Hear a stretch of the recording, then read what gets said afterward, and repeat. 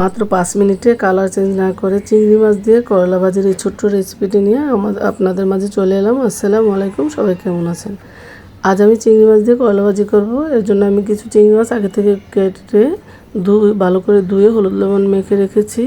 আর এখন চুলায় একটি প্যান বসিয়ে পরিমাণের চেয়ে একটু বেশি তেল দিয়েছি চিংড়ি মাছটা ভাজার জন্য। এই তেলের মধ্যে কিন্তু আমি করলাটা ভেজে নিব। তারপর অ্যাড করে দিলাম পেঁয়াজ কুচি, কাঁচামরিচ কুচি আর স্বাদ মতো লবণ, কিছু হলুদের গুঁড়া।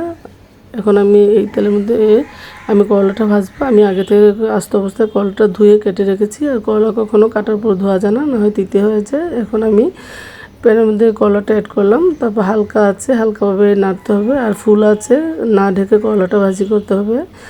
ঢেকে দিলে কালারটা চেঞ্জ হয়ে যাবে, আর বেশি নাড়াচাড়া করলেও তিতে হয়ে যাবে। এখন অ্যাড করে দিলাম একটু পরিমাণের চেয়ে বেশি পেঁয়াজ কুচি আর কিছু আস্ত কাঁচামরিচ।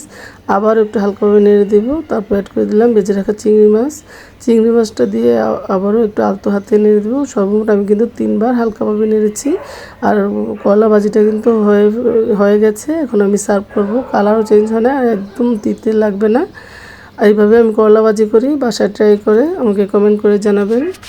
আর যদি ভালো লাগে লাইক কমেন্ট শেয়ার করে আমার পাশে থাকবেন। তাহলে আজকের জন্য বিদায় নিচ্ছি। আবারও কোনো রেসিপি নিয়ে ফিরে আসবো আপনাদের মাঝে। আল্লাহ হাফেজ।